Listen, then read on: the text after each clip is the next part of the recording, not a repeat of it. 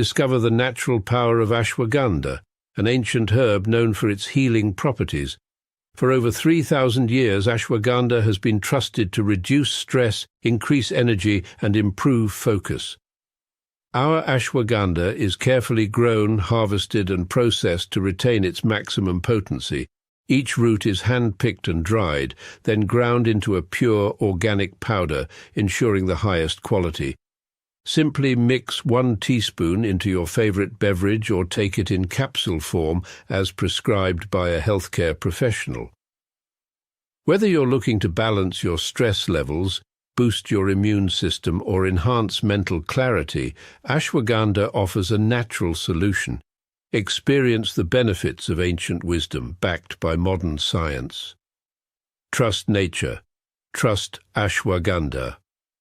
Go get this product at blackhotfirenetwork.com at the Sports and Nutrition Store. Well, good afternoon, family. Hope you guys are doing amazing. This wonderful Thursday, 20 minutes past 8 p.m. right here in the 254. And I hope you're having a wonderful, easy day on your end. Trevor Live or joining us on YouTube, on the radio, on Rumble Beach, and of course to those who shall be catching this on Spreaker or rather Spotify. Today we shall be talking about the end is not real, but also being the 19th of June. It is the Juneteenth. So happy Juneteenth, I guess, to all the Black people, Black independence. I want to share a little bit of history. 19th, happy Juneteenth, fake holiday. They try to make it a holiday because they don't got to give you nothing for it. It's just another fake, another, just a useless holiday. Juneteenth, happy Juneteenth. So what? What do you want them to give you? Reparations, or what are you demanding? I want my reparations money. Yeah, I'm the man of reparations and freedom and justice. Black people in this rotten ass country that they never gotten. I want all the stolen land back that they stole. I want reparations for all the places that they burned down to the ground. All the cities that Joby showed earlier this week. All the cities and towns that burned down to the ground. All the land that was stolen. Now, people don't even know about the land that was stolen, especially in the South, Mississippi, Alabama, Georgia, land that just stole. We have hundreds of acres of land that they just stole from us. They would say, your taxes are overdue. What do you mean? Pay my taxes. Well, so what? We auction it. So they would take your land, auction off, and kill you. Oh, this is all kind of reprehensible shit. You give me some fake holiday, that's supposed to be some help. That don't release no power. They don't take away from that power, Joe. Yeah, so I'll share a bit of the history as you try break it down. We see how the formation of this Black independence came about. But on the screen, we have also our Black foods, of course, being, me, every week. It's our mandatory. We'll be sharing soul foods, and of course, let me explain Juneteenth for those that don't know real quick, Joe. Let me say something. Juneteenth, guys, was the 19th happened after slavery when Texas still didn't release their slaves. They fought a war. Like once again, only black people fight wars and don't never give me justice. This is absolutely crazy. Like in Africa, they fought a war all over the country, the North and the South, the Civil War, and the Africans were supposed to be let free, allegedly, never freedom, but down in Texas, they never told nobody that that they were free. So of course, white people, being white people, said these people were slaves. I said, hey, you slaves are free? Hey, what you mean we free? Yeah, you're free. What you doing? A master never told us we was free. Yeah, morons, you're free. Go ahead, Joe. Okay. So basically is where Black people went to wars, came back, and was supposed they went to war. Not them. Not all Black people in the state of Texas. You got in the state of Texas, not in the whole country. The state of Texas still keeping people enslaved. They didn't tell them that after the Civil War, there was no more slavery in the whole country. Slavery was now illegal in the United States.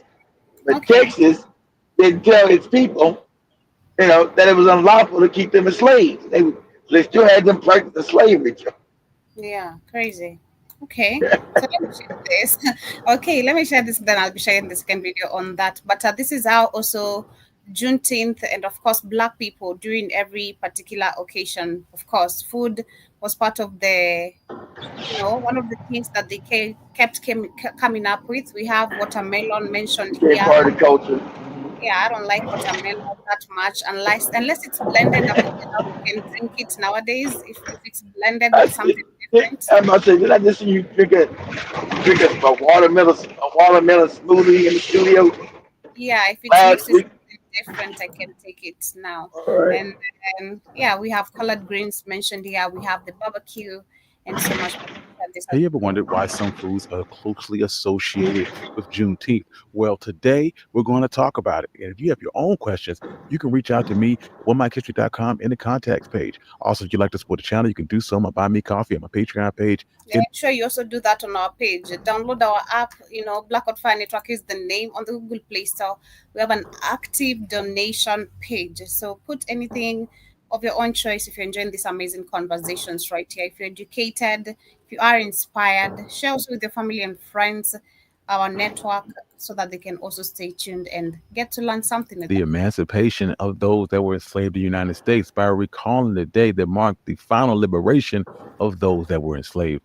Over time, it has become a significant aspect of African American culture, and it's now being celebrated throughout the United States, with the hallmark feature being festivals and the sharing variety of foods, which have a long-standing affiliation with the African American experience.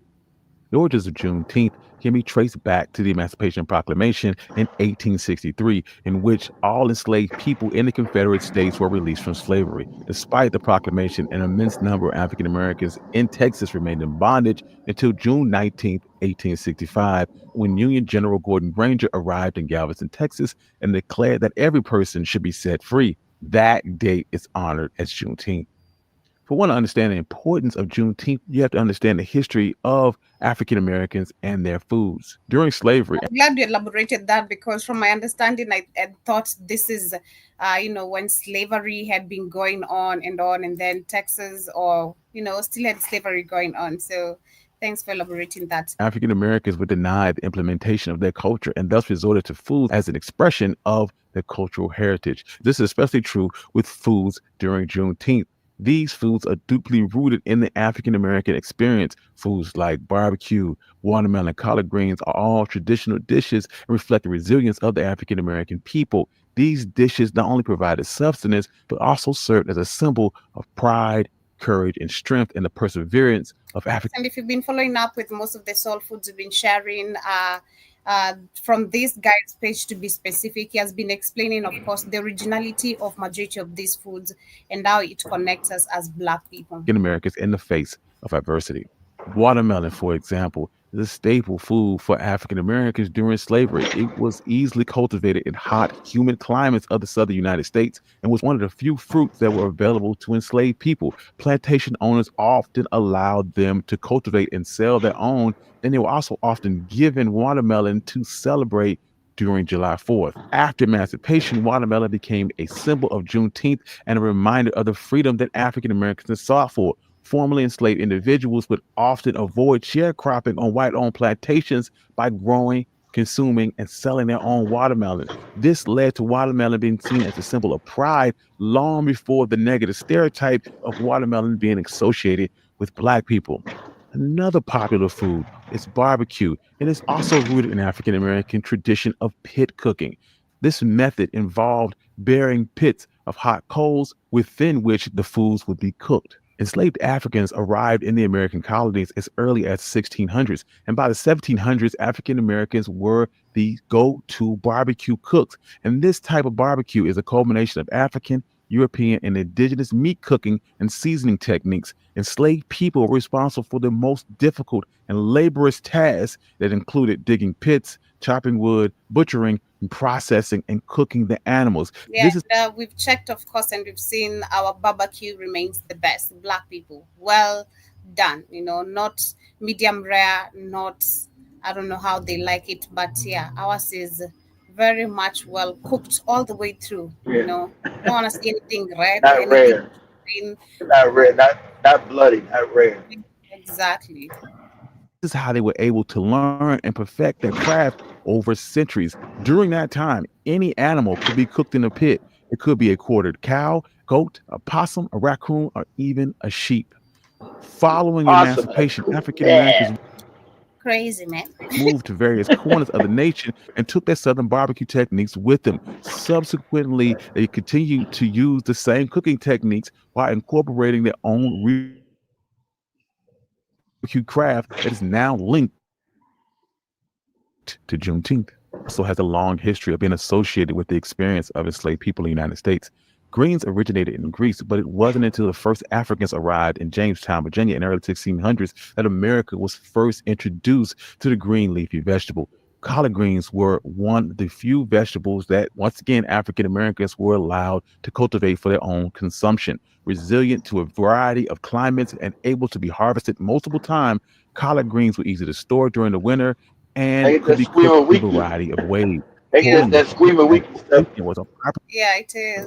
popular method of seasoning to dish and adding flavor and protein to make it more filling. The popularity of collard greens spread throughout the South, making it a staple of many diets. After African Americans' emancipation, their love of greens continued, and they kept handing down their well-developed recipes for greens from one generation to the next. Even white Southerners began eating collard greens and found out what African Americans had known for generations. They were delicious. Additionally, the tradition of red foods and drink were another major way to commemorate Juneteenth. The practice can be traced back to West African origins. Historians believe that the symbolic meaning of the color red can also be associated with strength, spirituality, and life and death in many West African cultures, and that enslaved people brought that with them across the Atlantic alongside their knowledge of food. Two West African plants, the kola nut and the hibiscus, were imported to the Caribbean and the Americas during the transatlantic slave trade. Slave owners observed the kola nut being used as an energizer and a digestive or cold remedy, while the hibiscus flowers were steeped to make a reddish purple tea called bissap. When the kola nut was crushed into a powder and then added to water, it created a reddish brown refreshing drink. The practice of adding red hue ingredients to make a sweet, palatable drink was common, particularly in the southern United States. After emancipation, Black families often prepared homemade teas and lemonade that were infused with cherries or strawberries or other red fruits. Additionally, they would also preserve these fruits in a syrup made of vinegar or water, which could then be further sweetened and mixed with other beverages. By the late 1880s, food coloring became widely available and was used to create sodas like the Texas made Big Red, and then carbonated drinks quickly became a Coca-Cola. popular part of Juneteenth culinary culture. Lastly, another red food that has its roots in African American culture is red velvet cake. Red This velvet dessert was cake. believed to be originated in the 1880s as a luxury food for wealthy plantation owners in the South. It is thought that Yeah, red velvet they were doing a cake cake. was in That's when they pause it. That's when they used to have to do the cake dance. And you Negroes got to dance and get the biggest slice of cake. You goofy Negroes. That's right. It's adaptation called of a called the cake dance. So red velvet cake is a. That's what I said. That's what we're gonna have in a restaurant down in Tanzania too. That's a staple. Can't have soul food without the red velvet cake, Joey. Good. Damn. Okay. European cake that used beetroot to color the cake. Over time, the distinctive flavor and color became a symbol of celebration. This red hue is said to be homage to the blood shed by slaves during that period. Surprisingly, the original hue of red velvet cake was not as vivid as it is today. It originally had a reddish brown tint due to the chemical reaction between the brown sugar, the buttermilk, and the vinegar. Food coloring was later added to the recipe to give it its Okay. distinct color. Although the exact time and place of its introduction is unknown. No. But one theory is that red velvet cake made its debut at the Waldorf Astoria in Manhattan New in York. 1959. Another is that a housewife dissatisfied with the color of the cake added red food coloring to the batter. Another theory is that a baker created a vivid red color in order to make a profit from the cake on Valentine's Day. Regardless of how the color came about, after emancipation, red velvet cake became a popular treat and is now associated with the holiday. Yep, and that is how Juneteenth is associated literally with majority of the soul foods as well. So it's crazy. I was saying, Type this up, glad you. Joby. Type this up in YouTube. Type this up in YouTube. Say history of Juneteenth. What is the history of Juneteenth? Yeah, I was saying, thank you for elaborating it, because when I was listening to these videos, it was explained for me. What I tried to understand, or my understanding was, Texas was the last town to. Texas is the state, Joe. Texas Okay, is the state. Texas as a Okay. state is bigger. Texas as a state is bigger than Kenya. Oh, okay. Okay. So Yeah. I was thinking Texas was the last country to end slavery. So It's not a which country, it's a state inside the United States. state? Because even though America ended slavery, it was still slavery down in South America. Brazil was still practicing slavery. Colombia, I think Venezuela, down in South America, they still had slavery was still legal down there. All Mm-hmm. our cousins were still legal down in Brazil and Argentina and Colombia and Venezuela. How did they got free? How did they abolished slavery to like 1885 or something? Go ahead. Okay. Okay. Let me share this one. A word that blends the sounds and combines the meanings of two others, in this case June and 19th. It is derived from a general order announcing the emancipation of slaves that was issued on June 19th, 1865 by Union Army General Gordon Granger.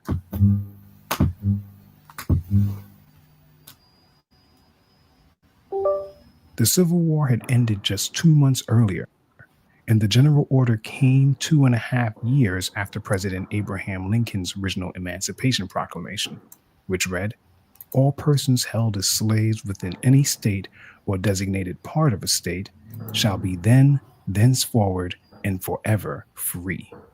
Yet when General Granger and 1,800 troops of the 13th Army Corps arrived in Galveston, Texas on June 19, So 1865, Galveston's by they Houston, realized Joby. blacks were still being Mm, So, held as so also slaves. so outside Let's of dive. Houston, that area I showed you when I was showed you my phone. I was down there by outside of Houston. I was showing you the water and stuff. Remember, I was showing you that water and stuff out there. That was Galveston area. I yeah. was showing you all that water and stuff on the side. They had a little like a amusement park or something out there. That was Galveston. That was the area. Rather they were still being held as slaves.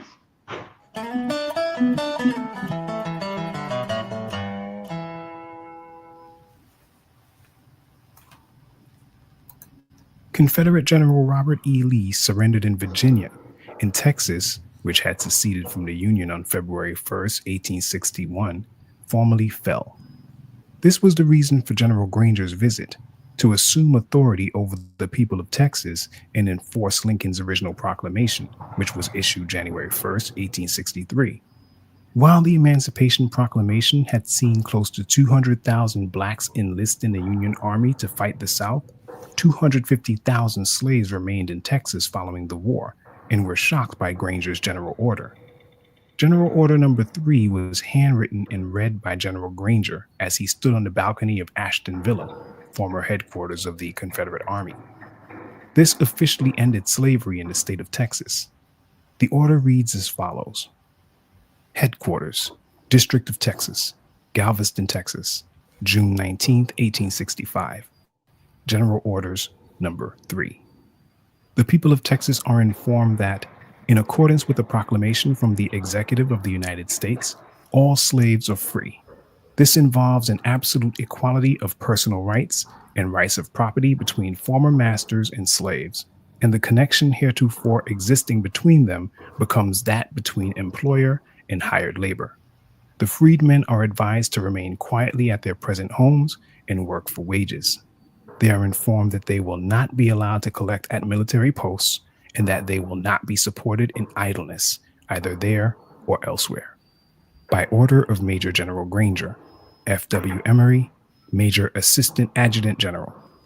The proclamation from the executive of the United States refers to Abraham Lincoln, who was dead, yet his Sorry, order dead. lived on.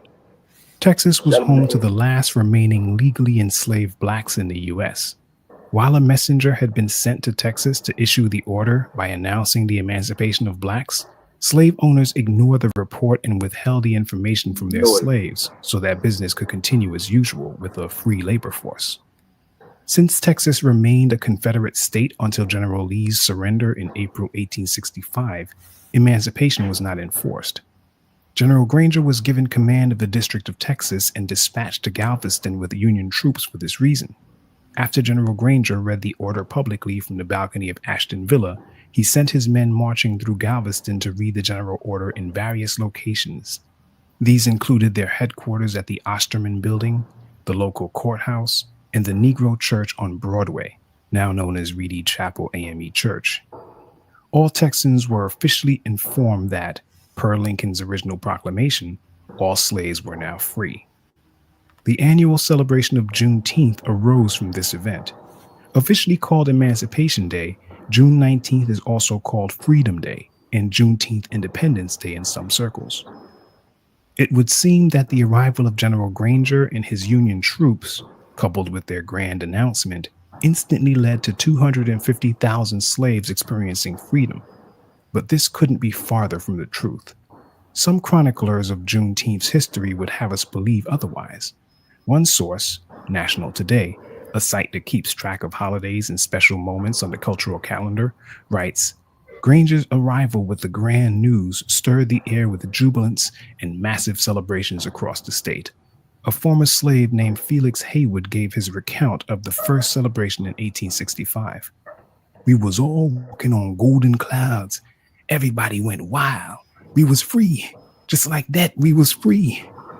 We was Felix free out Haywood, here. an elderly blind ex-slave from San Antonio, Texas, may have spoken this account.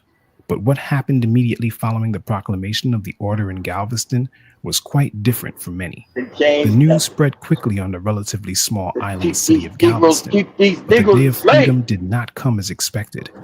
In the book Lone Star Pass, Memory and History in Texas, Elizabeth Hayes Turner, a professor of history at the University of North Texas, writes, the former Confederate mayor rounded up black runaways and held them for return to their owners. The Union Army's provost marshal went along with this action, but did so for the purpose of holding them as laborers for the military. Freedmen who entered the town after that found themselves pressed into military service. Although the announcement had come, for many, freedom still seemed elusive.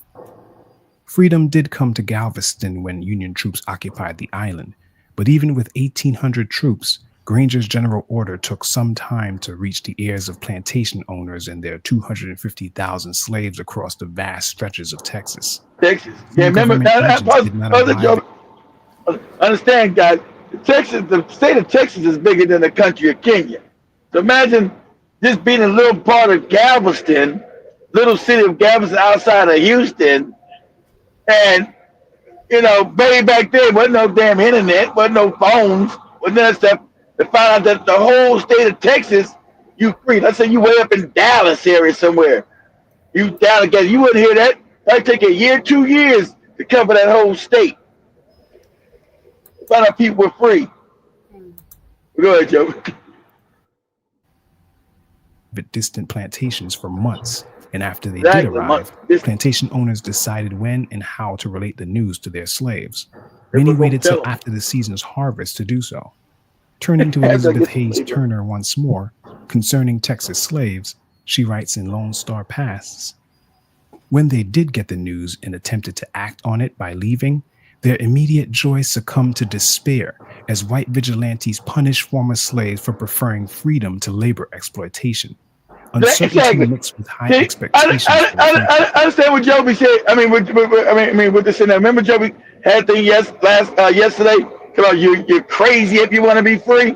So these Africans now want to leave. Leave these plantations, go live their lives finally, and have their own life by their own hands. Yeah, white mobs trying to kill them. How dare you don't want to be a slave? How dare you? You're talking about this. Black people just been through so much this terrorism. It's crazy. Go ahead. And pinning names, giving you names, calling you types of names. The Right, you size of the dirty, state, you the dirty long N-words. distances between farms, the thin lines of Union protection, the remoteness from urban areas and from the heart of Far the away. defeated Confederacy conspired to bring emancipation more slowly into the interior of Texas. Historians estimate that 38,000 If you guys been to Texas, you guys know soldiers- Texas is huge, and a lot of Texas is rural. You only got a few cities. Imagine back then, you know, the cities were that big. You talk about Dallas today, it's called the Metroplex. Back then, Dallas was no big city. Houston wasn't really no big city. The biggest city might have been San Antonio. That wasn't big. Today's standard. So imagine, I mean, Texas is massive. I mean, you got places in Texas, man. It's so rural. And you know them white people didn't want to let them black people go. Getting free labor, wealth, living good, raping them, beating them, exploiting them. Maybe I gotta let these Negroes go. And I gotta what? It's my money, and I can't wait no more. This black coochie no more. What? What are you talking about? Go ahead, Joe. there's no proclamation. I pushed it down.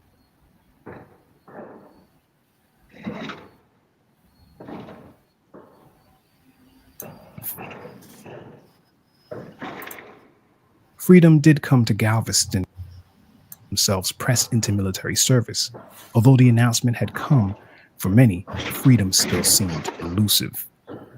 Freedom did come to Galveston when Union troops occupied the island, but even with 1,800 troops, Granger's general order took some time to reach the ears of plantation owners and their plantation owners decided when and how to relate the news to their slaves.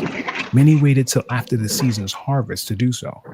Turning to Elizabeth Hayes Turner once more, concerning Texas slaves, she writes in Lone Star Pasts, when they did get the news and attempted to act on it by leaving, their immediate joy succumbed to despair as white vigilantes punished former slaves for preferring freedom to labor exploitation. Uncertainty mixed with high expectations for the future. The size of the state, the long distances between farms, Exactly, the the size of the thin state lines shoot. of Union protection, the remoteness from urban areas and from the heart of the defeated Confederacy conspired to bring emancipation more slowly into the interior of Texas. Historians estimate that 38,000 former soldiers from the Confederacy's Trans-Mississippi Department headed home following the war, but they ransacked and pillaged towns as they went. Soldiers from the Texas division of this Confederate department did no less. Arriving at the state's capital, Austin, battle-hardened ex-Confederate soldiers robbed the state treasury.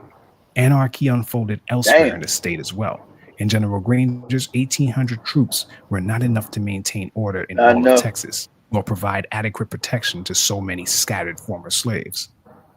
The Freedmen's Bureau sent reinforcements, Texas being the last state in the Union they assisted in this way, but its officers reached the state in early September 1865, nearly 3 months after June 19th.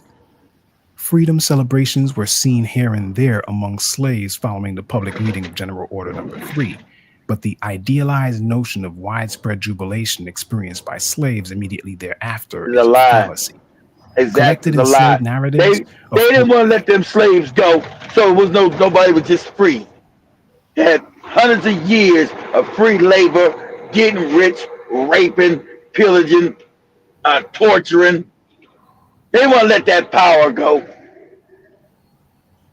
Go ahead, Joe. History of slavery in the United States from interviews with former slaves, a former Rusk County slave from the era named Susan Merritt reported, lots of niggas was killed after freedom. They owners have them bushwhacked, shot down. You could see lots of niggas hanging to trees in Sabine Bottom right after freedom, because they catch them swimming across Sabine River and shoot them. What the hell? So how is that freedom? So how do you claim that? It wouldn't give them freedom, Joe. This is crazy. They sure gonna be lots of souls cry against them in judgment. None of this was cause for celebration. which is probably why you see black people staring stone-faced at the camera in early photos depicting observances of Juneteenth. Irrespective of that, resilient ex-slaves persevered in the face of seemingly insurmountable adversity and turned June 19th into an annual day of remembrance and eventually true celebration. The first official Juneteenth was observed 1 year after Union troops arrived in Galveston. June 19th, 1866 was a day that saw blacks holding prayer meetings and singing spirituals, many wearing brand new clothes as a mark of newfound freedom. In time, black people in other states followed suit, embracing Juneteenth as Texan ex-slaves migrated throughout the U.S., taking the celebration wherever they went. Look with them. Unlike other proposed dates that have failed to hold in the minds and hearts of blacks, including Lincoln's January 1st, 1863 Emancipation Proclamation, Juneteenth is June last. 19th endures. On the one hand, the January 1st date is overshadowed by New Year's Day, and on another, many were still slaves in states where Union forces had not arrived to liberate them. Though individual states did not officially embrace the celebration or acknowledge the day for over a century, that began to change when the state where Juneteenth was born, Texas, declared it an official paid state holiday in 1980. During the regular session of the 66th legislature, Texas House Bill 1016 passed, making June 19th Emancipation Day for blacks in Texas. Since then, Texans have celebrated Juneteenth with picnics, dancing, and parades. The federal government, almost all individual states, and even private corporations have embraced the date as well, which stands as the oldest known official celebration commemorating the end of chattel slavery in the United States. On Thursday, June 17, 2021, President Joe Biden signed a congressional bill making Juneteenth a federal holiday. The event marked the 156th anniversary of the Token first nonsense. Juneteenth. Doesn't mean The United nothing. States has not had a Doesn't new give you federal nothing. holiday. Doesn't do nothing for you. Another fake holiday. So what? And all the, you got the usual suspect, all the boot-licking, handkerchief head, lackey ass Negroes smiling for nothing. Good. Since Martin Luther King Jr. Day in 1983. Another no good holiday. The subject of this video was featured. Yeah, so that is the video. I was checking out Right. on the So happy Juneteenth, everybody. Still got to work their black jobs, and you ever got no justice. Still getting shot in the face, getting shot in the street like a dog. Shout out to Juneteenth, whatever that means. Anyway, Caribbean to everyone. If you're celebrating Juneteenth, happy Juneteenth to you. Shout out to Jason, Emil, Jaroke in the building. I see Emil says, Kate, I watched the whole live stream you did 3 days ago. What was the question you were asking? I think it was something to do if you are on the military, you know. No. I was asked. I think I was asking. Are they about to deploy you to the Are they about to deploy you guys over to the Middle East? Not. I know you. I know you're still back on ship detail, aren't you? So I figure if they're gonna deploy you guys over to the Middle East or what. I know they got 2 other ships they got over to Nimitz and another one, but I was just see if they have you heard any scuttlebutt? What's the scuttlebutt as far as military movement over in Norfolk? Have you heard anything about any kind of military movements? Is anybody talking about moving the military? Because usually, whenever you know, don't ever listen to no bullshit with news media and all that stuff. Always look at military movements and you know if something's really happening, especially the Navy. As far as America's concerned, since we have the biggest Navy, you always want to look for the Navy movement. If you see the Navy moving, you're like, uh-oh, something's going down. You don't got to listen to no propaganda, but if you see Navy movements, like, okay, why is the Navy moving over here? The hell's going on? So that's why I was asking you, Emil, did you hear anything about any,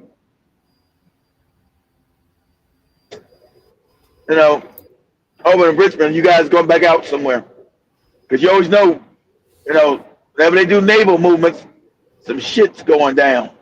Mm-hmm. Yeah, okay. So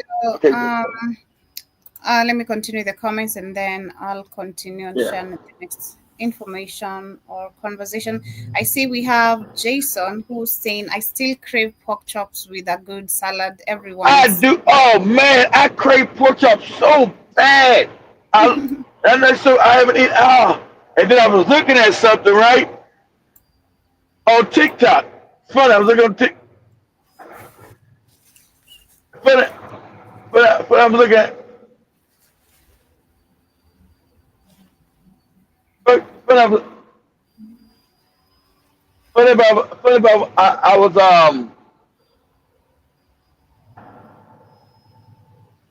I was I was You are you I was looking okay? at some on TikTok. Yeah, I was looking at some on TikTok. Sorry, somebody the accent up ahead of me, trying to take a different route. So I'm trying to figure out if that's what I'm going to do or not. But anyway, you guys do the old Coca-Cola trick. If you put Coca-Cola on your pork, on your pork, it causes the parasites to come out. I seen some guy. The guy was like, "Oh, I'm about to eat me some pork chops," and the girl said, "Hold on now, we're gonna put this Coca-Cola and see all the parasites. What are you talking about?" So she poured the Coke on there, and all them parasites came out of the damn pork. She's like, "He's like, ah!" Threw that shit in the trash. That's a every time I think about eating pork, I know there's parasites all up in that shit. I'll go to your brain and make it crazy. I'm like, no way.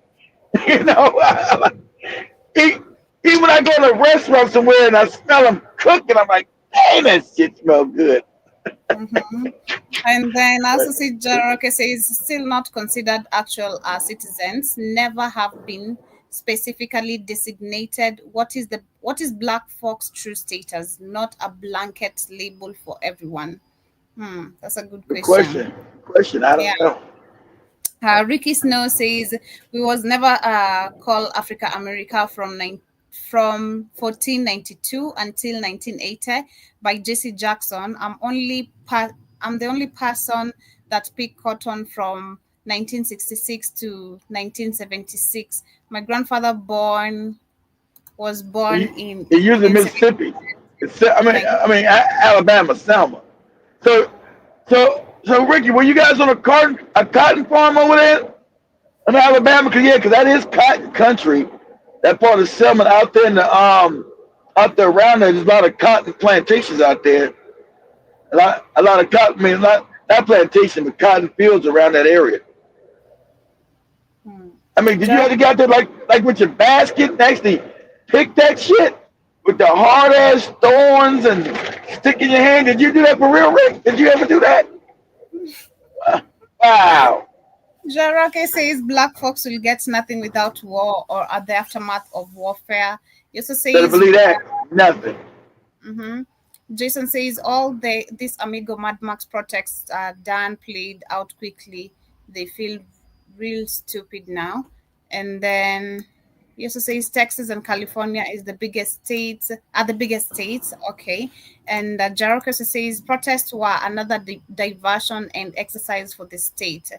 Ricky says like I said, I went the all all black schools.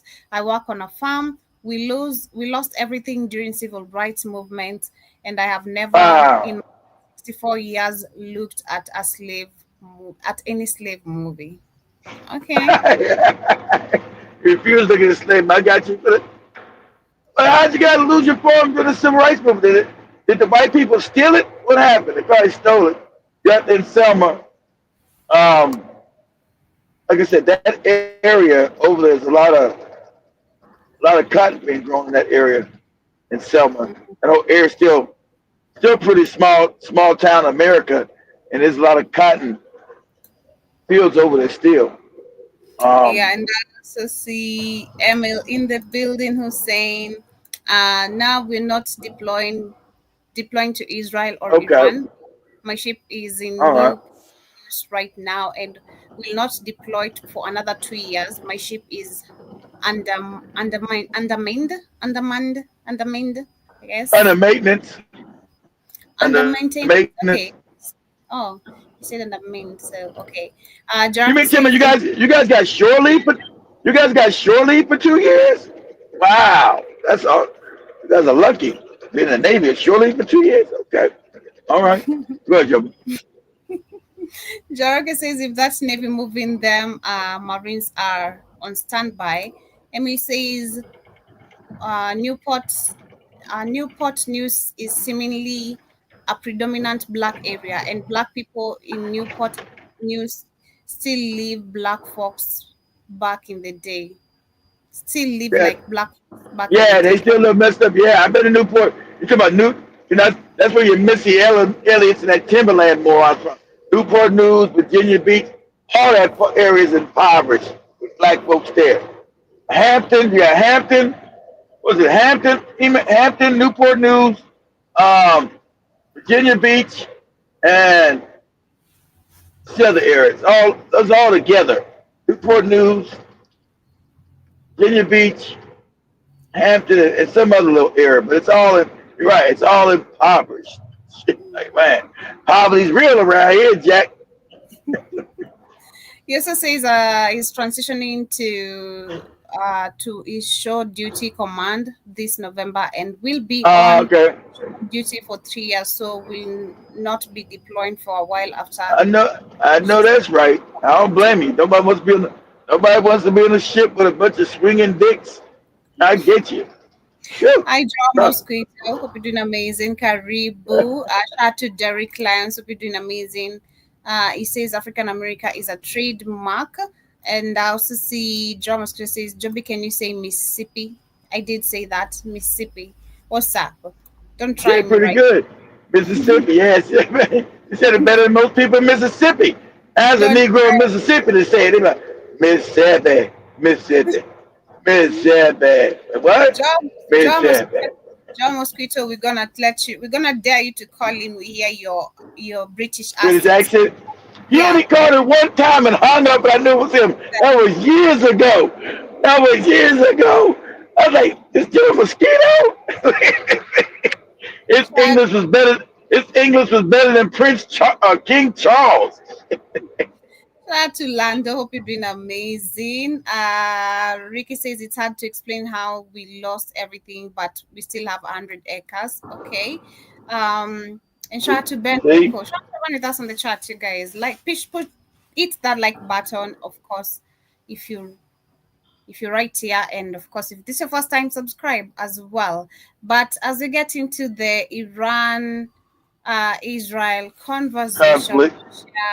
I want to share a little bit of a video here from Whoopi Goldberg, which is trending about her remarks regarding this situation and black people. And it's slow. Let's just remember too, the Iranians literally throw gay people off of buildings. They don't adhere to basic human Listen, rights. here's the thing. or Let's national not do that. Let's not do that, because if we start with that, we have been known in this country to tie gay folks to the car. Where the Iranian I'm regime going is to talk about gay folks again. Nonsense.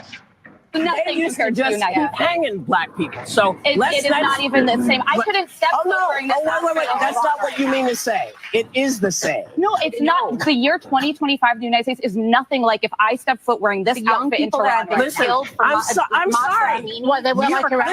can't have my hair showing. I can't wear a skirt. I can't have my arms Understood. out. I'm telling you, as a I literally said it was up to the Iranian people. She trying to say, that's why. she trying to say Iran is like America was for black folk. That's so disrespectful and outrageously crazy. Exactly. I am saying that it is the same. Murdering someone for their difference is not good. Whoever does it, it's not good. So that's why I said you weren't saying what I heard was not what you meant. I think that's- it's very different to live in the United States in 2025 than it is to live in Iran. Not if you're black. Not for everybody. Not if you're black. Guys, don't go to Tehran. Do not anyone at this table should go to Tehran. Let me tell you about being in this country. This is the greatest country in the world. But yeah, I know that. And we all know that. That's a lie. But every day we are Propaganda. worried. Do we have to be worried about our kids? Are our kids going to get shot because they're running through somebody's neighborhood? They are not big deals, and I don't mean to say they're not big deals to you, because that's not what I meant. And they are not doing well there either. They are not doing well in Iran. They are not educated. They cannot property. They cannot leave. This is all a lie. And I understand this is propaganda because the cats own this goddamn ABC. It's me with the viewers on. The people that run Iran, Israel, own this fucking media. Own this shit, man. So this is a lie. It's absolutely a lie. People that happen in Iran, that's all lies. All nonsense. Because they want this war. They want America to go, they want you to get your baby up to go fight this war. I tell you now, motherfucker, we're not sending none of my babies to fight none of your damn wars no more. You fight your own shit. You fucked around and decided that you were going to attack a sovereign country. Who gave you the right to tell anybody that they can't have what they want to have? And you just gonna go bomb and kill. You killed innocent men, women, and children. And where's Whoopi Goldberg when these same people are murdering innocent men, women, and children over in Gaza? That's not on your ABC. They've been doing it for 2 years now. Mercy, they just now killed people starving, trying to go get aid, food aid. They still killing people, even though they get bombed for the shit they've done. And they still killing innocent people trying to get food. So, but Whoopi ain't said nothing about that because she's always been a boot-licking, handkerchief head, ass-kissing, a puppet-ass negress. Shut your mouth. That's why she's still, name me something. Why is Whoopi Goldberg still employed? She ain't been relevant. She ain't been relevant since goddamn 25 years ago. Why is she still on TV? Because she's a bootlick. Why she's there? Trying to compare the despair of black people that Germany showed them the despair we just had getting shot and murdered just at the free, trying to get free to what's happening in Iran, how they live. Ain't nobody getting shot in the street in Iran. Ain't nobody getting hung for walking down the street because they black. Ain't no woman getting raped because if they're black, they tell a white man no. White men could run up in black women's homes and rape them. And when shit happened, they could take the babies and feed them the gators. And nothing happened. And you try to compare the savagery of this country. That's how you know it's all fake. Oh, Whoopi Goldberg just disgusting. Like my mom would say, if this ain't one of the worst, my mom said, I like to get this.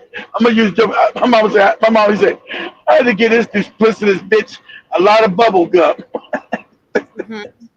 There's someone on this comment who says black people and white people have two entirely different experiences in America. This clip is a perfect illustration. White people generally refuse to acknowledge the very basic facts. And then we have someone else who says only black folks understand that statement. Let's be real. Whoopi didn't tell a lie, which is a very big lie at some point because she's go deep enough. And I also see someone else says you can't be dismissive of the black experience in America while simultaneously professing to be an ally of black people.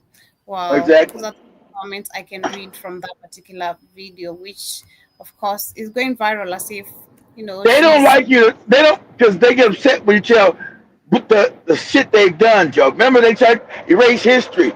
They get mad when you point out the evilness of this country. That's what she got to say. This is the best country in the world.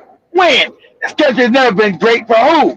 For you? Because you own slaves? You got rich off our backs? You've got everything off our backs? Yeah, it's been great for you, not for us. They talking about this country's never been great. Never been good. It's always been evil. Exactly. I see. Let me see. I see Daroke says, a few greetings to you, Lando, once again. Daroke says they always sliding in homophiles to black folks flight.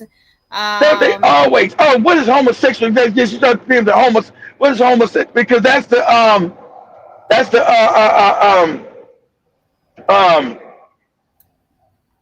actually what's what I'm trying to say? That's the word to debase our own suffering and tied with homosexual suffering if it's the same. That's to debase our suffering and tied to something else that ain't got nothing to do with us. Nothing. Go ahead, Joey. Jaroka says she's a Karen. Okay. Yeah. That's how that Black Lives Matter movement was all fake. Everybody believe Black Lives Matter. Oh, that wasn't a real black movement. That was about what? That was a homosexual movement. Had nothing to do with. That's how they tie shit to black people, which ain't got nothing to do with black people, and flip it. When I had Joey read the Black Lives Matter manifesto, and then do with black people about gay rights and transgender and all that other shit. What's this got to do with Black Lives Matter? Absolutely nothing. That's how they tie your name and your clout to something that ain't got nothing to do with you. They hijack your movement all the time with homosexual nonsense. So your stuff never gets dealt with. They tie your grief with somebody else's fake grief. You got people in the street, Black Lives Matter. But did you read the Black Lives Matter manifesto? It has nothing to do with black. We got nothing to do with black people, black men, black women. It's about homosexual rights and how many dicks can we suck in transgender. Yeah, that's it right there. How's this got to do with black people? Oh, it doesn't. Yeah, they just tied your name to a fake movement. Black Lives Matter. We're talking about how many penises can you put up in your butt. What are you talking about? Get out of here. says Iran and Israel and US are all in this war nonsense to make money. They are all connected. Also see Emil says there is a genocide happening in Nigeria right now. The Fulani are unaliving innocent people, especially They don't care about that. and media ain't broadcasting this. Yeah, we discussed on that. And Jarok also says that was a decent series, aside from the same nonsense of black folks blowing down the pale beans. What series are you talking about? Maybe I didn't catch that. Whoever mentioned it. But John Mosquito says, Emily, you don't know who Steve Seagal is. Watch a movie Under Siege. Okay. He also says Steven Seagal. I was saying, I forgot his. Joey probably know what it is. That's one of Joey people. Joey like all them fat white people pretend to be kung fu stars, karate stars. Yeah, yeah. Steven Seagal is probably worse. You like all these bad karate white people. Steven Seagal is probably even worse than damn Chuck Norris. Yeah, yeah. I'm just joking. I thought so. Because I'm like, where did I look? But I also see Jarke says, did not like how they changed out Malcolm though. Yeah, that happened, I think, yesterday or today. Donald Trump removed, I'm not sure, don't want to give the wrong details, but I'll check on that. Emil says, Whoopi Goldberg even says Disney should release the movie Song of the South because she doesn't find it racist. I know. Can you imagine that? They took that up from the racist song of the South. Everybody knows because she is a bootleg. Remember, she was the one with her white boyfriend 30 years ago with Ted Danson putting on blackface, being the most offensive you can find. You always get a bootlicking coon. Always get bootlicking coons to go against their own people. And that's what my mom said. Jesus Christ, if this ain't one of the most worst sellout broads in the world, if I had a gun, I'd give a lot of bubble gum to that face.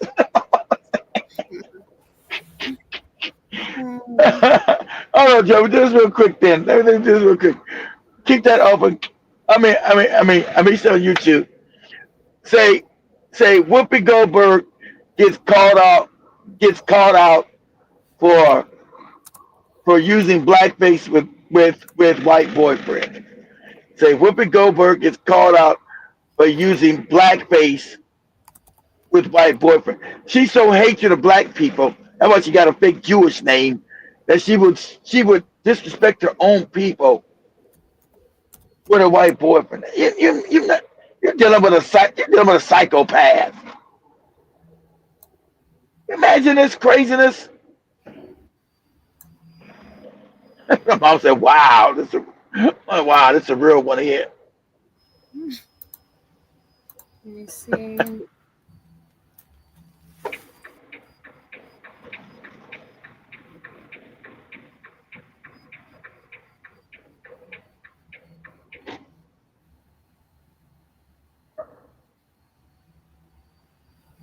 You can use anyone. See what she said. You know. Can you imagine this? The hurt and pain black people going through for being the blackface created by her employees. Inches. Our next pair of judges couldn't be with us in the studio tonight. They're celebrating the new year from a secret location. Here they are, Hollywood's oddest couple, Ted Danson and Whoopi Goldberg, via satellite transmission. How are you doing there, Missy Robin Quiver? You know, Robin, Whoopi is a whole lot prettier after you drunk a couple of bottles of this here malt liquor. Drink on, honey. With every sip, you get better and better, baby. You get a joke. Now pause it, Joe. Remember, you did a show that's called Jim Crow, right? Mm-hmm. So white people made that to mock black people, and to put us down. That's why they put it on their movies for us to look to disrespect us again, right? To disrespect us and to treat us like shit. So Yeah. he's imitating that right there, and then got the bad English, Joe, the bad black English. Hello there, what you do there? How we be do there? And it would be Goldberg over here. How we do that there, Joby? And so they said all black people are stupid like this. So she's got no problem showing this to the world, Joby, of disrespecting her people globally. This is who this bitch is. I'm gonna call that. This is who this no good bitch is. I remember when Mama said, "Wow." Mama said, "Wow, this is one duplicitous bitch." So this is who she is, Joby. She's always been an Uncle Tom Coon, so that's why she's dead 30 years later on that show. This is unforgivable. You did in any other race of people, Joby, she'd be taken out and she would have been bubblegum. Allow her white boyfriend. This is called what this is called humiliation. So he's pretending to be a black man who's a moron. That's what the movie's meant. That's Jim Crow. Hello there, and got all the black face on. Hello there, how you be doing me? It says they educate, say me educated. Let's say all black people are stupid, Joe. Like, let's say Mississippi. I come from Mississippi Topo. Who? Mr. Topo. Oh, you trying to say Mississippi? Yeah, I said that. That's right. Mr. Topo. So yeah, so he would be there to say all black people are ignorant and stupid. And so what he's doing is mocking black folks with this bitch right here as his accomplice. This how duplicitous. Ted, I must say that I can't believe you're still in blackface after the Friars Roast controversy. Oh, hush up. I hate blackface. I just can't get this shit off. Besides, Whoopi done wrote everything I'm going to say here tonight, so it's all right. Ain't that right, you smelly nigga? I didn't write that. Well, you is a smelly nigga. I got some more jokes for your New Year's Eve party there. You're not tired of this. And don't be racially offended, because Whoopi done wrote them for me, okay? Here we go. Ahead. Black hole. Black hole. You're going to love this. Hello there. Just how white people get to be racist, having somebody black there beside them, Joey, validating this filthy shit. The Whoopi. Yeah. Such as great timing. Hey, Robin, what does you call a black rocket scientist? I don't know, A Ted. nigga. Whoopi wrote it. Hey, did you happen to notice this? No, what this is that? This is my mother, Mama Danson. Why, she done work in blackface, too. She must be very proud. Yeah. Now I know you really love this is what they were making fun of Whoopi. Okay, this is what they were. I think this SNL joke he's doing. This is them making fun of what Whoopi and them did. This is a comedy skit of them making fun of Whoopi, with Whoopi and Ted did. It was so over the top, offensive that they had to skit. I think that was Saturday Night Live making fun of how Whoopi did that shit. It was so offensive, so over the top, so heinous what this broad did. Since our show tonight is so strong,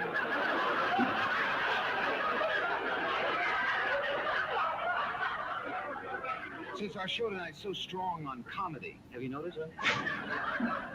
I think it's only fitting that we call out a world-recognized authority on the subject and let him comment on a special aspect of humor. Please welcome comedian and former presidential candidate, aren't they all, Pat Paulson. Pat.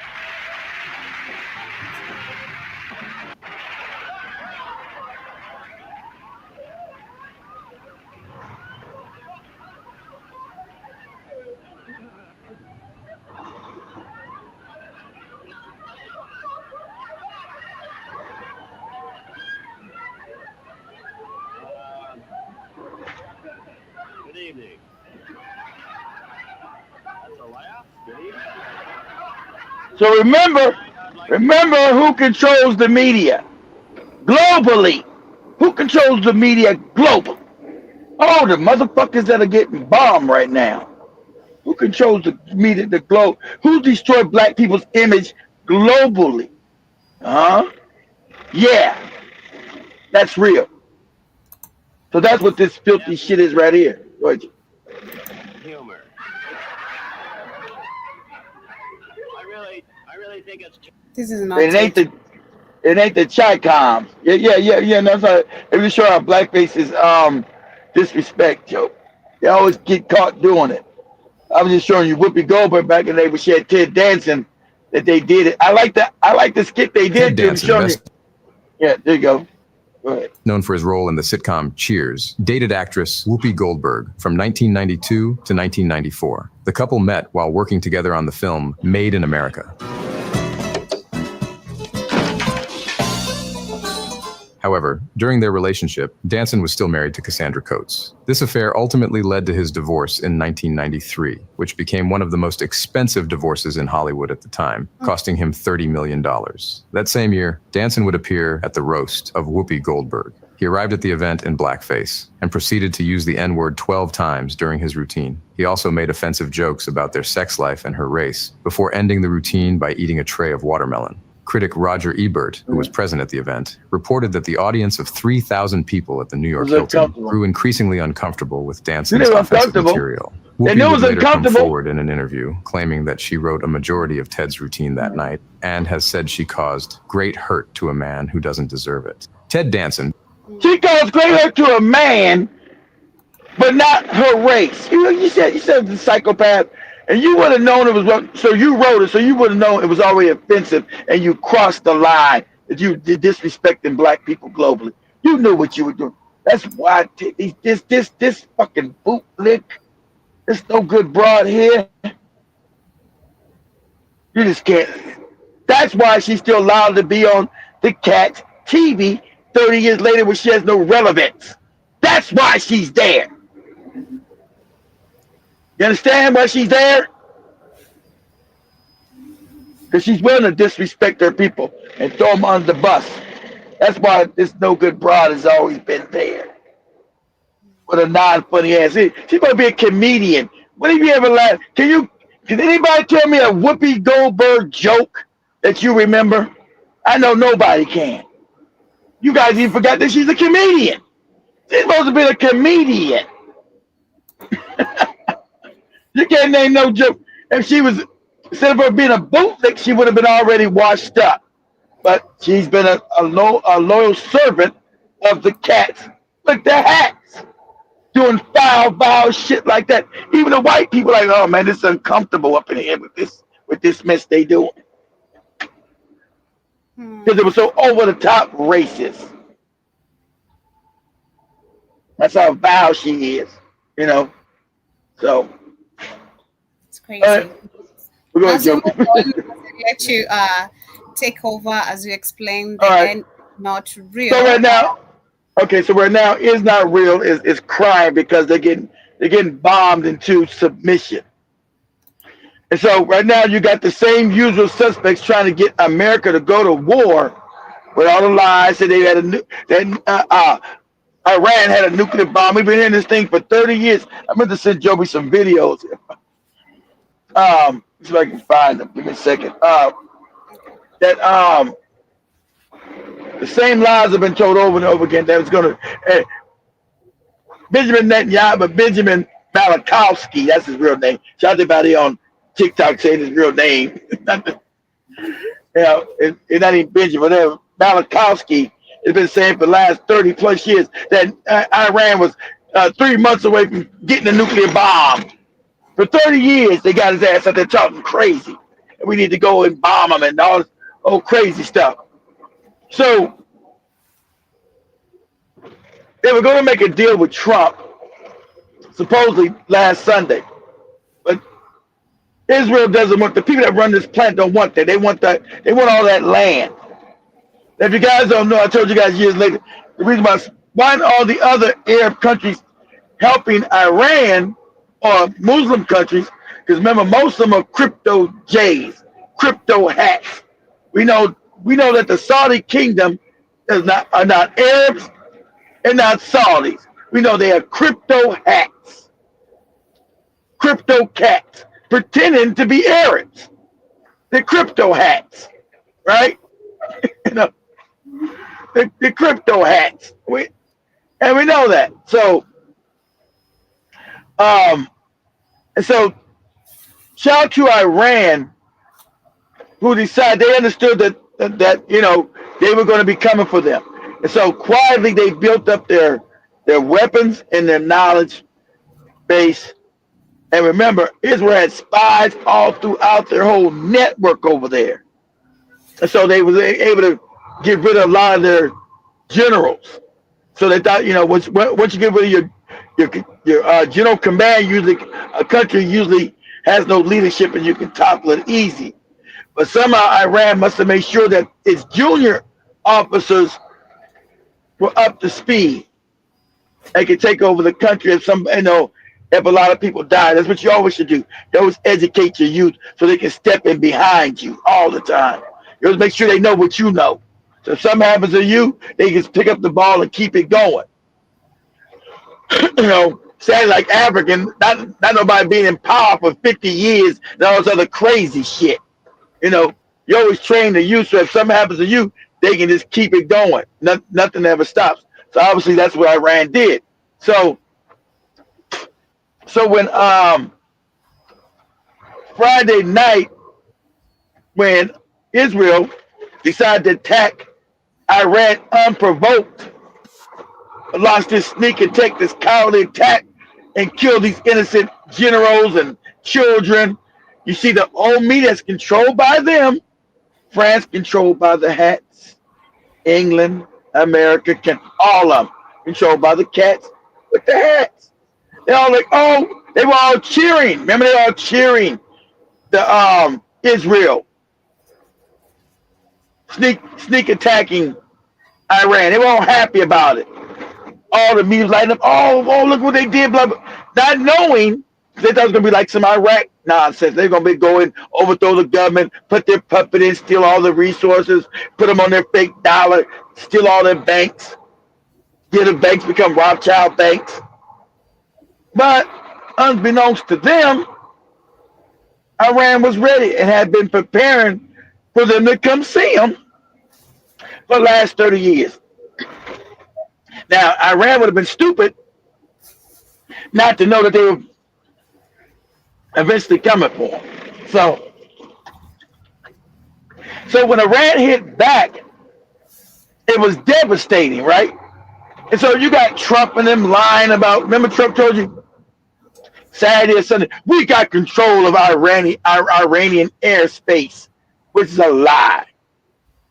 So now you got America sound like Baghdad Bob. You guys remember Baghdad Bob? Just saying crazy. When America was invading Iraq and taking it over, and you had the guy, the Iraqi, we're killing the Americans. We're out there destroying them. There's no more America. And then Baghdad Bob was saying all that propaganda until the Americans got to the studio and unalived his ass. So Americans becoming Baghdad Bob, just making up crazy claims that Israel wasn't getting hit that hard, and they was blocking all the missiles with that fake Iron Dome nonsense. So good thing for TikTok and other, so especially TikTok, Twitter too a little bit, been showing the real damage, right? So showing that Iran has air superiority in Israel, not the other way around. So Iran has sent so many missiles, it's overwhelmed the Israeli defenses, and now they're running out of missiles to protect themselves. And we know behind the scenes that Yahoo is big. See, this how duplicitous and wicked these Europeans are. That's what the Israelis, they're Europeans. Okay, don't get twisted with the fake, cat with the hat. They're all Europeans. So their duplicitous nature now want to go behind and ask Iran to cease fire. Did they cease fire on Gaza? But they don't want nobody to know that. They went through secret channels. Iran said there will be no ceasefire. It's called ultimate punishment. That's the name of the damn mission they called it for Israel. Ultimate punishment. You're gonna get this work. So now what they've done, they sent so many missiles that it's overwhelmed Israeli defenses, and they run out of projectiles to now stop Iranian missiles coming in. So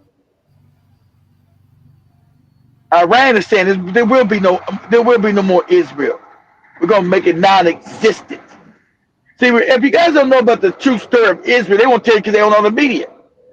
And I want to know, this is literally, a lot of people don't know this history.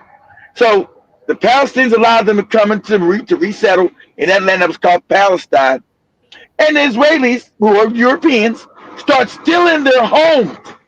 They took them in. Let's say Joby took me into her home. Joby said, I'm going out to dinner. I said, okay, we'll have a good time. Joby comes back to her home. The locks have been changed, and she's told not to come back in the house. And she said, what's going on? I said, your house is no longer yours. It's mine. You need to leave. And Joby said, where am I supposed to go? So I don't know where you're supposed to go, but your house is now mine. And that's just how it's going to be. So for 70 years, these people have been stealing their land, stealing homes. That blatant. That's why you see all these so-called Israelis who have been allowed to leave, all leaving, because they were never from them. It was never their land. Same way like the South Africans in South, the white South Africans in South Africa. You learn to come, they just come steal people's land, sell it, and then claim it as their own. And so now they're getting bombed. They're all leaving. I thought you did your land. You fight to you didn't see none of the Gaza people getting blown up because they've been in for generations. They didn't up and start leaving the land. They were fighting for it. But all these Israelis are running like rats, going back to America, going back to Brooklyn, all parts of New York, going over to Poland, to England, to France, where they came from, because they're Europeans. They have no title, no history in that part of Northeast Africa ever. They are a settlement colony created by the Rothschilds. And they were going to steal the rest of that land around. That was no scam. Let's steal all of it. So Iran was the only one standing up to their theft of land. Because after they toppled Syria, they just took a whole bunch of land in southern Syria. Just took it. Yeah, that's ours now. So what's happening now? So now you got this damn moron, Trump, this idiot, getting called out because first he was trying to pretend like he was going to try to work out a deal, because they were supposed to have a meeting in Qatar Sunday. Remember, Israel attacked Friday. So Trump and them and America already know, so his credibility is shot. So he tried to lull Iranians into a false sense of security because they thought, okay, we're going to try to work out a deal Sunday, with Trump knowing that they were going to bomb them Friday. But the dirty secret is now that Iran is bombing the shit Well, out I of see Israel. just to distract you a little bit. I see the White House has announced Donald Trump will decide within 2 weeks whether to order U.S. strike on Iran. 2 weeks now. It'll be wiped out in 2 weeks. So that's what he said. So ideal. If America goes to war, I'm telling you now, it's going to collapse the economy. America will no longer be a superpower. He's been told this, even though his handlers want him to go because he's a puppet. Because remember, they wanted to destroy America anyway. China would be the only lasting superpower. China ain't gonna get involved. China's like, let them fight. Because after everything's done, I'll be running the world. So America will be broke because the economy will collapse. And Iran has the capabilities to destroy all those military bases in the Middle East. And we can't stop it. It already showed you cannot stop what we're going to bring in. So the heavy cost of us joining this war, America's economy will collapse because we're already indebted. The economy will collapse. So America's superpower status, that's gone. So now we're going to be struggling to pay bills. We will collapse. This will be the end of America as a global power and an empire. This is it. And so out to the Iranians, they know that too. Iranians know that too, because it's not hard to understand what's going on as far as our economic situation is. We're in precarious times. So it's easy to understand that, right? Not nothing hard about that. Not nothing hard that you don't understand that we would be in precarious times, right? Precarious situation. So if you decide to do this, because there is no winning for America, the economy will collapse. That's a fact. This economy will collapse. That'd be the end of America as a power. Your hegemony around the world is done. And with that, all Europe will collapse. And with that, you've been told, your white supremacy might collapse too. But see, Israel is trying to say they need America to collapse, right?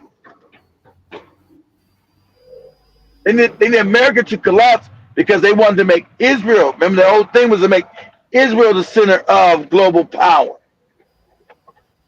But that's not working out right now. That's not really working out right now. Because remember, Jerusalem was supposed to be the capital of the world. That was the scam these Rothschilds and other Luciferians wanted to do. That was the scam to make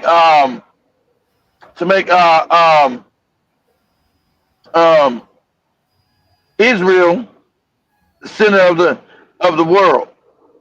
But that's not seeming to be working out right now where they thought it was gonna happen, because sad enough, Iran is the fly in the ointment. And so I'm still trying to see how this is going to work out, because this may be all planned. We know that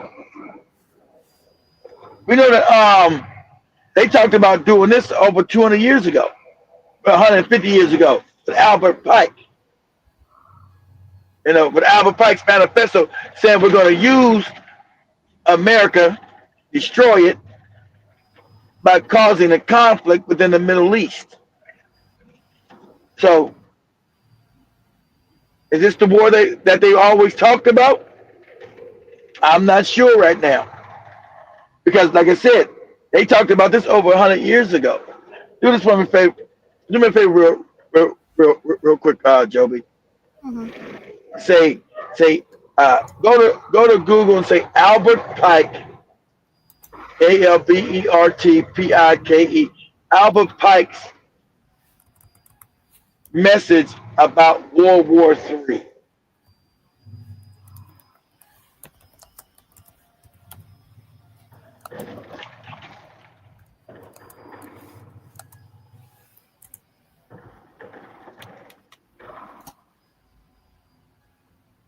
See if everything pops up.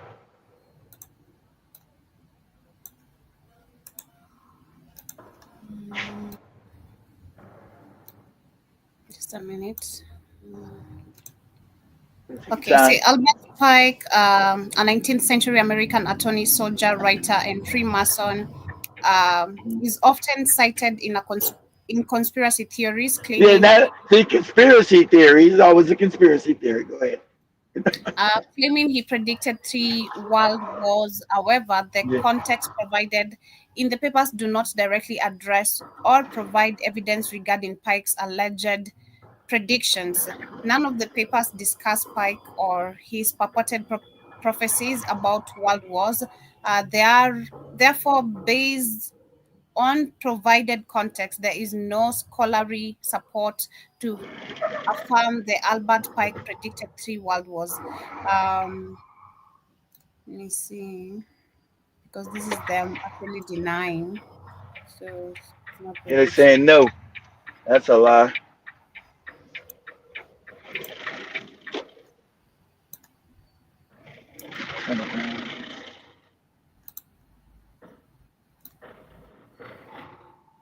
Okay. Most of the articles open or links I'm trying to open, they're not allowing me to go through to read it, and others are empty. Let me see.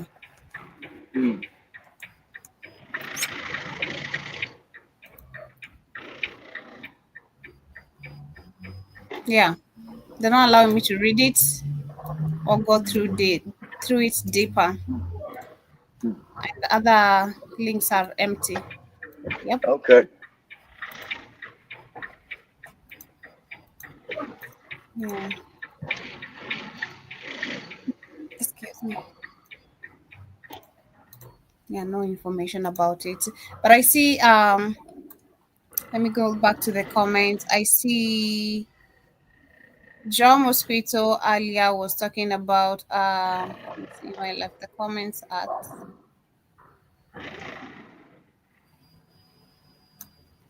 John Mosquito saying 2 years ago, I was going to beat up this white boy for cutting me up on the motorway. This fool said to Black Lives Matter that he loves black people, and I slapped him and sent him on his way.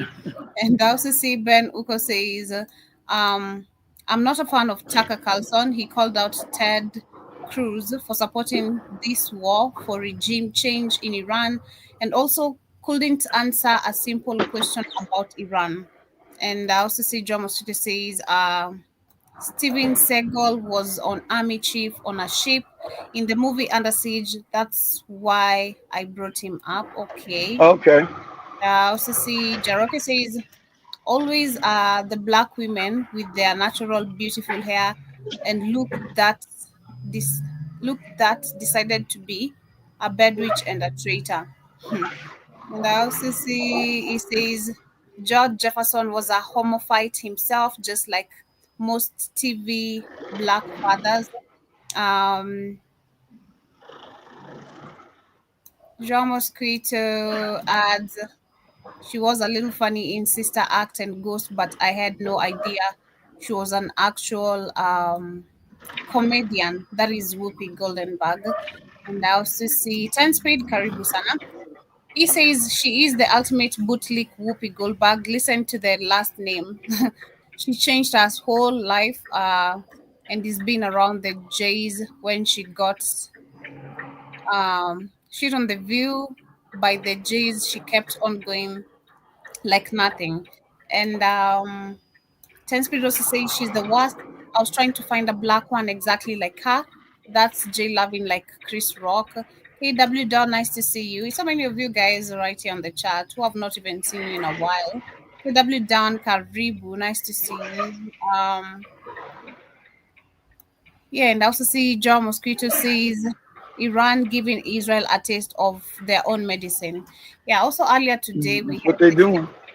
dropped by one of the officials from Iran who said the US president threatens us with his absurd rhetoric. He demands that the Iran people surrender to him. They should make threats against those who are afraid of being threatened. The Iran nation isn't frightened by such threats. The US entering in the matter is 100% to its own detriment. The damage it will suffer will be far greater than any harm that Iran may encounter. The harm the US will suffer will definitely be irreparable, if they enter this conflict military. Yeah, because earlier they announced and said they want it's an all-out war. If the UK, France, Germany, or any country which is going to be involved in this, it's gonna be an all-out war. So That's it. that's what is happening. That is what is happening. Keith, you wanna continue? Or you have any video you wanna share as we continue? Yeah, give me a second. Okay. All right.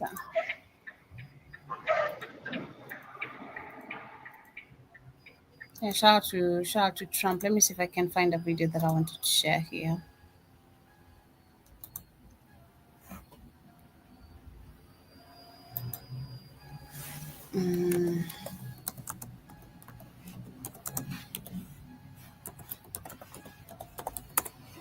Go on TikTok.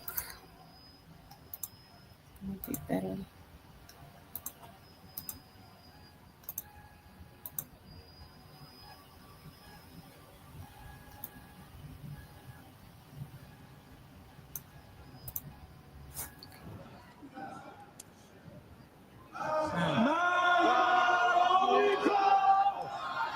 This is the Iran Parliament MP banning the American flag, saying death to America.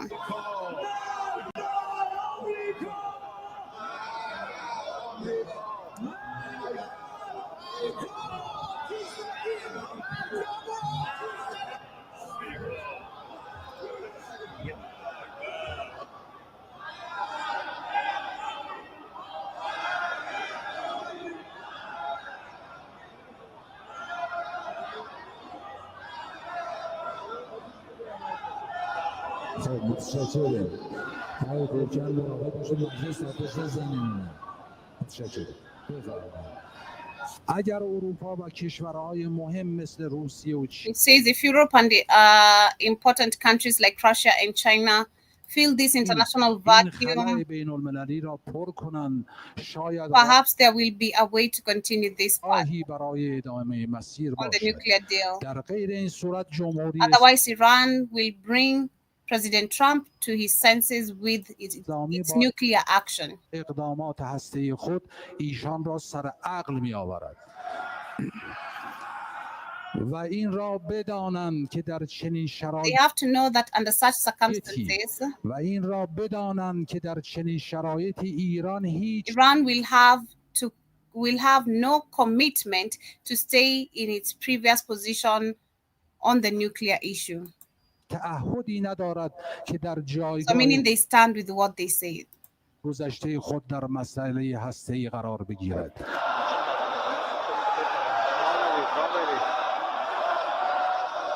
Yeah, so those are the current images coming from Iran on the parliament. Let me see. ملت ایران. Breaking news from Iran. Fresh news just coming in. Iran is threatening the United States. I don't need ملت ایران. We have major breaking news right now. The United States is preparing to strike Iran in the coming days as soon as this weekend, and multiple federal agencies are now. Well, do you remember the White House has said they need 2 weeks to rethink through on the action they're going to take. So now preparing for the possible. These are earlier videos I bet before all this. Will strike, according to Bloomberg. Officials have stressed that the attack plans are changing with every passing day, every passing hour. And the attack could still not happen, but they are looking at potentially this weekend as the day the United States strikes an Iranian nuclear facility. If the United States were to do this, the United States is preparing for Iran to strike back, specifically targeting U.S. bases in the region. It's moved a number of military assets from the Middle East to protect it. But if the United States gets kinetic, it will be in a war with Iran. Iran will fire back, even though it's unclear exactly what Iran could do at this point, given the fact that most of its ballistic missile launchers have been destroyed and its military program has really been decimated. Leaders are getting ready to attack, and multiple federal agencies. I'll provide you updates every step of the way. Subscribe to my Substack to support. Link in bio and follow along for more.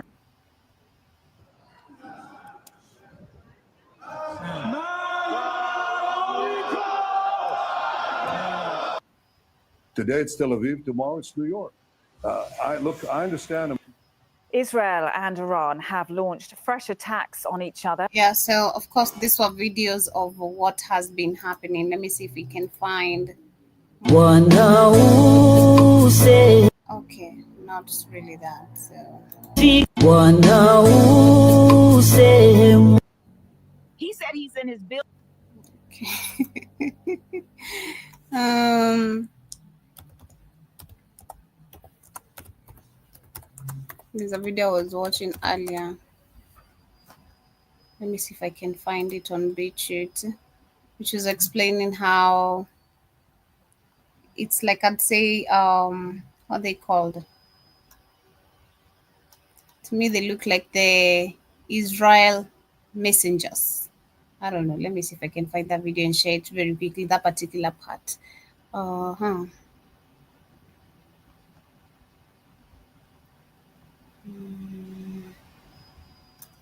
Just a minute.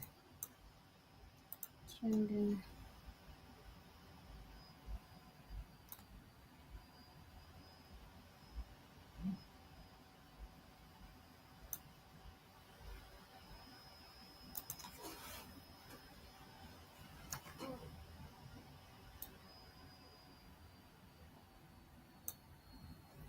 Just a minute.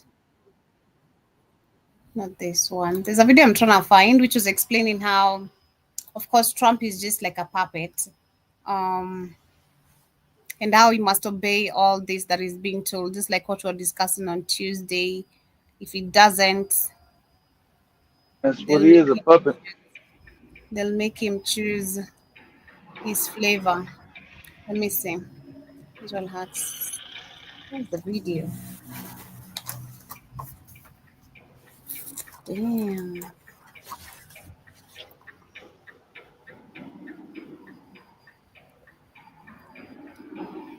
I didn't know.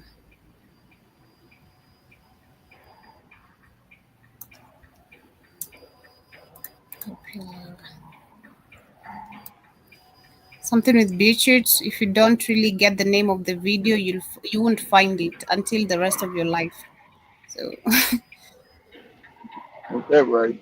You get exactly right. You'll never find. You got that other channel.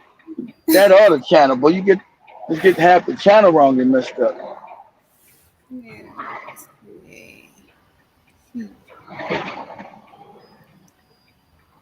If it's this one, let me see this one.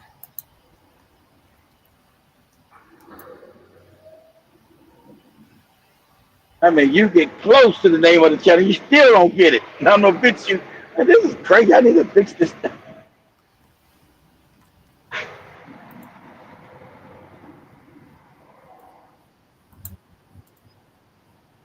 Man, I can't find it, but I need to find it and check. I love the way it was explaining so much about this war, Trump being a puppet.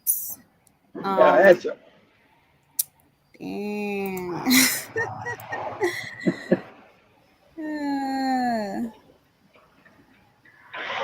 I'll find it. No, Alex Jones. No. It's okay. If I find it, I'll share it on the WhatsApp then, or maybe on. Yeah, because I can't really find it. This is crazy. Let me see one more time.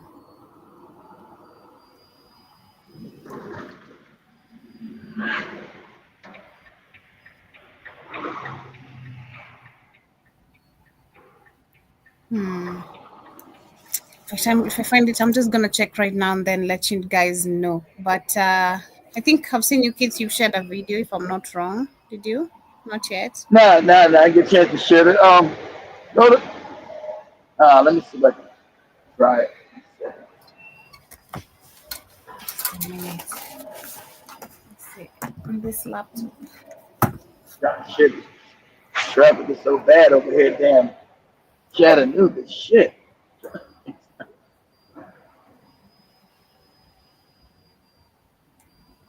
Okay. Which approves on, and we know.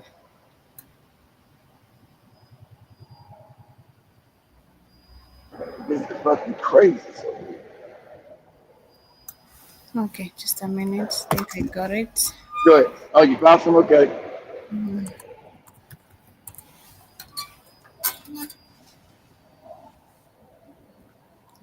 Okay, here it is. There, got it.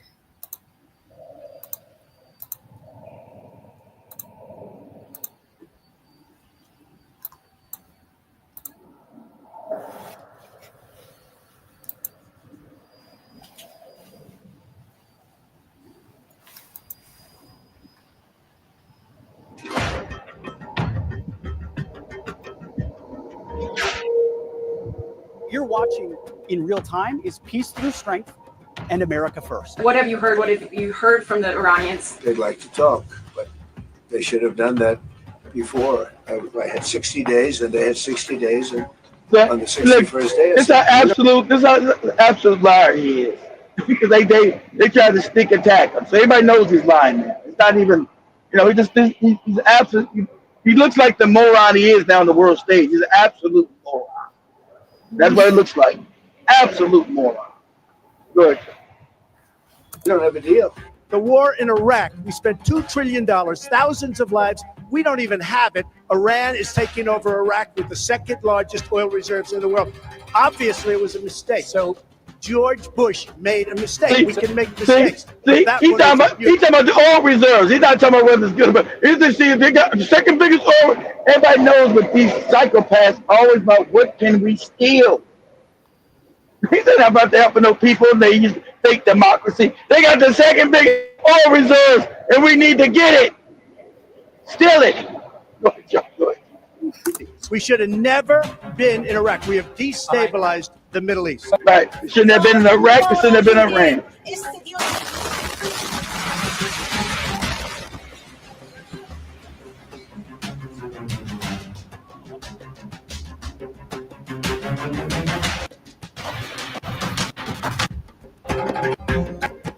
Conflict brings up Obama again. How he gave money to Iran without an investigation. Brennan is up again on the docket. Or how about seeing videos of Iranians celebrating the destruction of the evil regime there?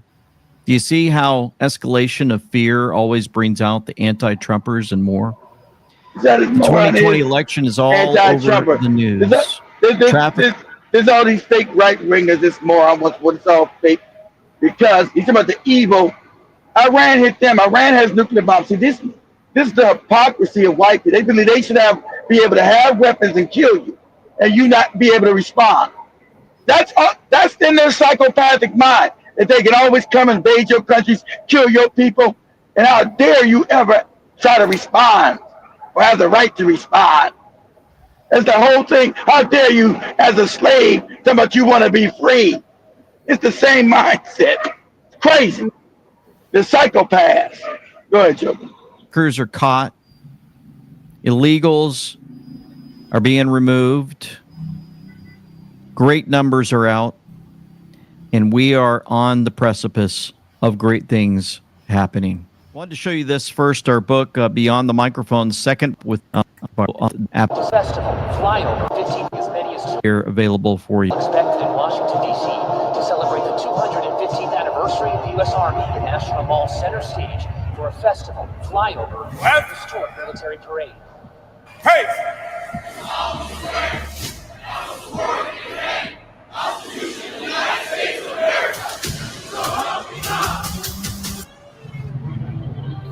Thanks for their extraordinary service and devotion 250 years later.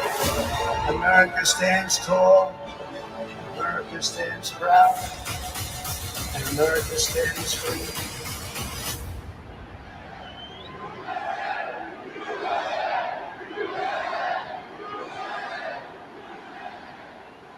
Again, I love these videos from the White House. Amazing job that they do in ensuring that folks understand what is happening.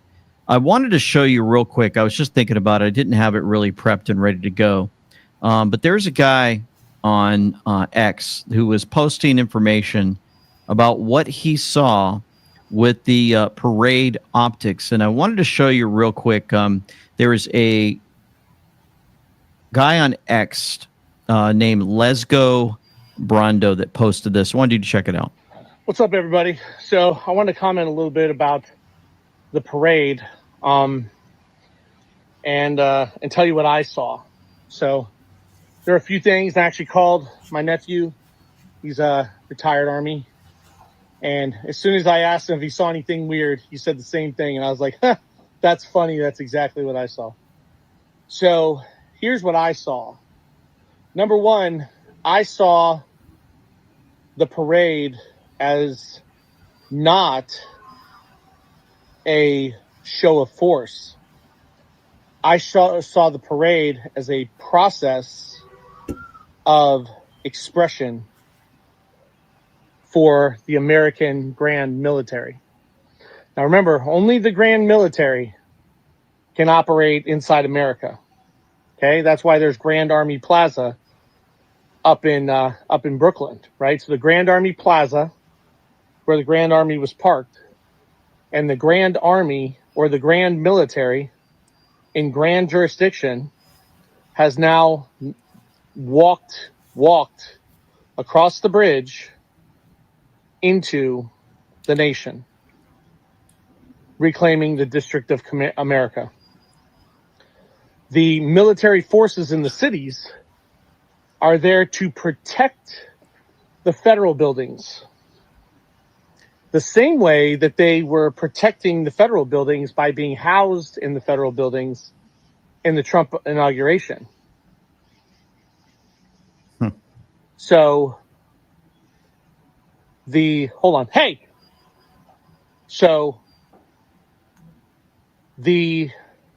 what I saw was process, procedure. That's what I saw. I saw process. I saw that it was not a show of force. I saw that the troops were not practiced up and everything.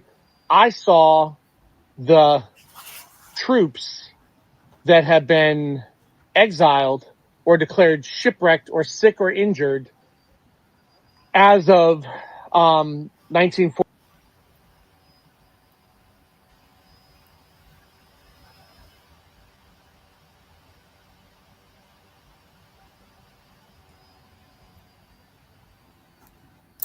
Okay.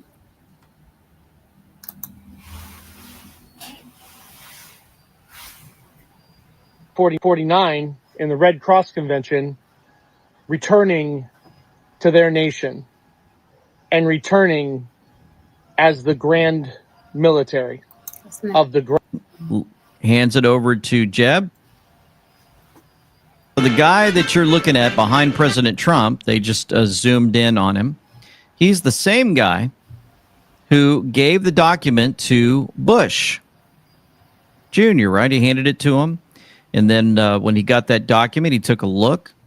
Remember this from the funeral? And then he hands it over to Laura. Laura's freaking out with her mouth wide open. Hands it over to Jeb to take a glance. Jeb takes a glance and goes into shock, drops his hand, and he looks like he's terrified.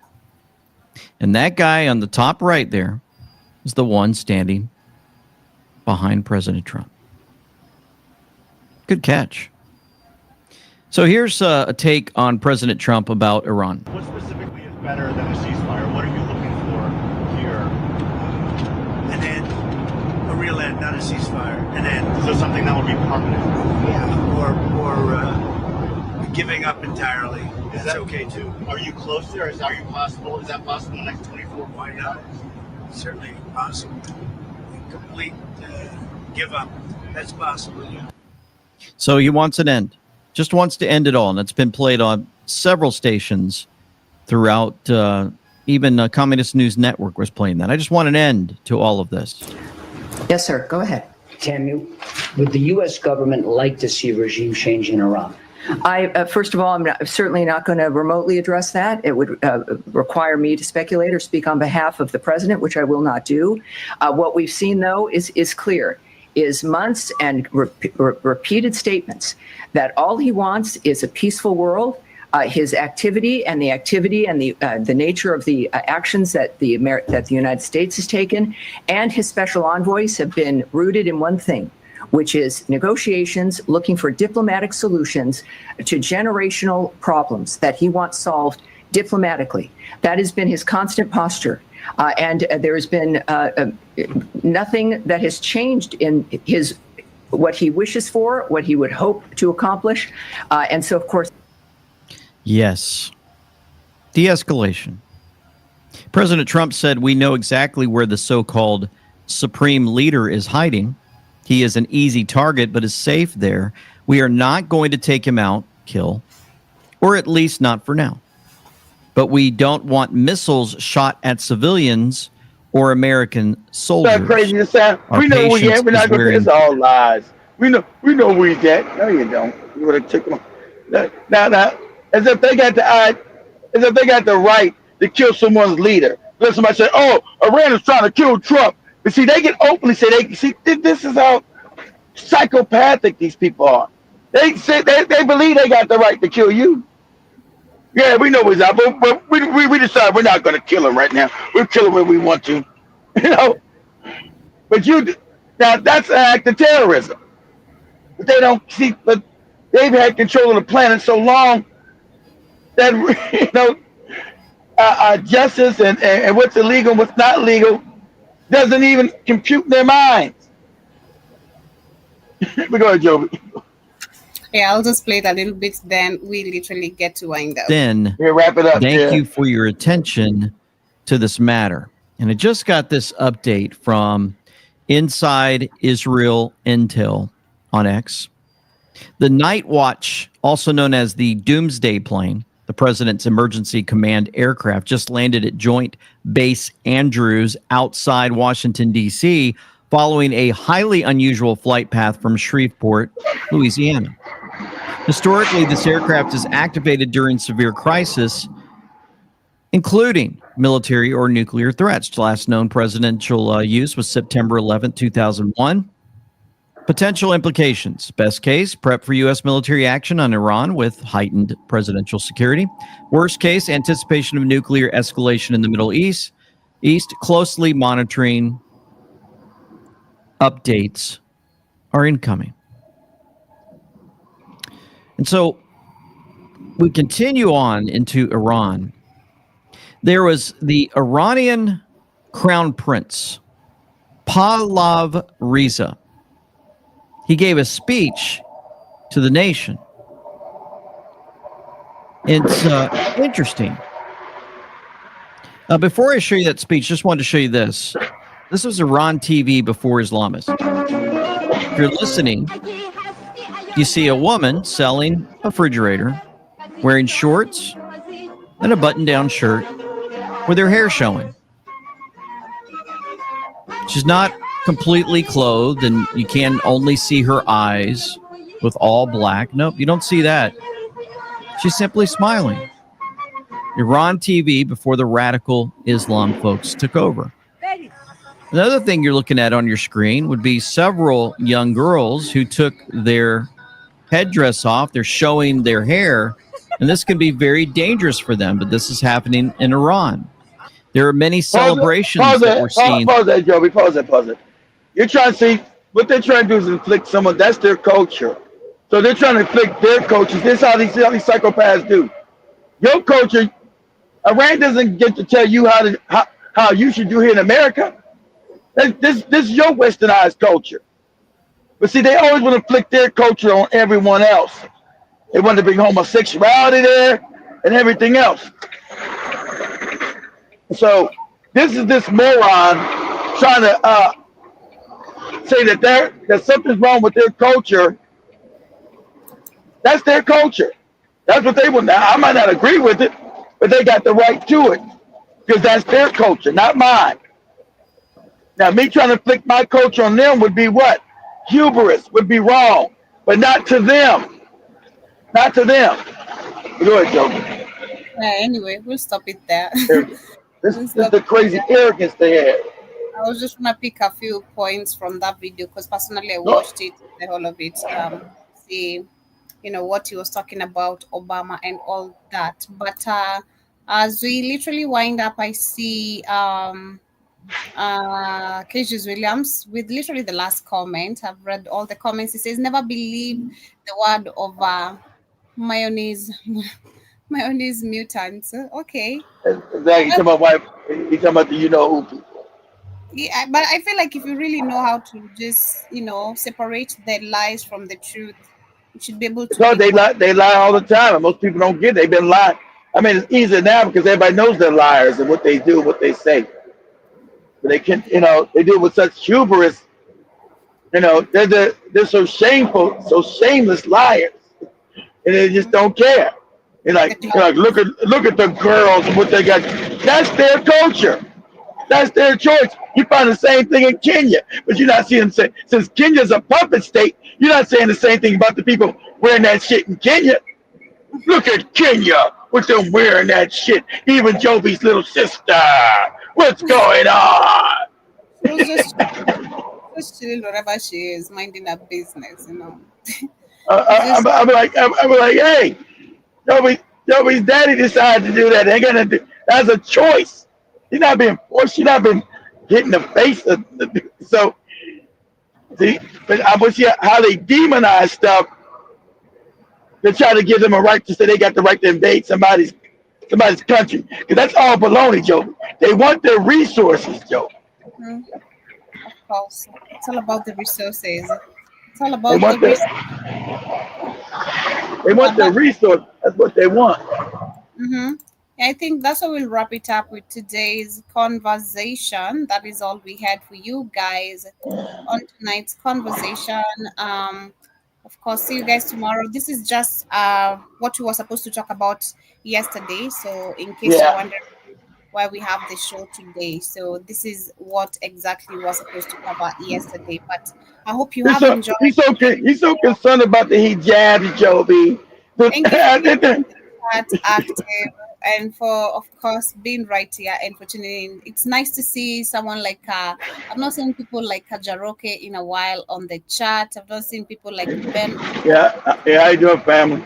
Lando, hope you guys are doing great and nice to see you. So have yourselves a beautiful day. They're free from their black jobs today, Joe. Are you really, guys, you're having your some chitlins, could be having some. I might eat none of that. They could be having some chitlin break, not really. You're talking crazy with that. So much love, family. Have yourselves a beautiful day. Your closing remarks, Kate, as you wind up. Much love. Iran, keep it up. You're making all oppressed people cry right now. You're not our friends or nothing, but you're making oppressed. You're showing that, when somebody smacks you in the mouth, you just don't smile and say, can you now punch me in the stomach too? Exactly. You put a serious action on it. But peace, family. See you guys tomorrow. Have a beautiful day.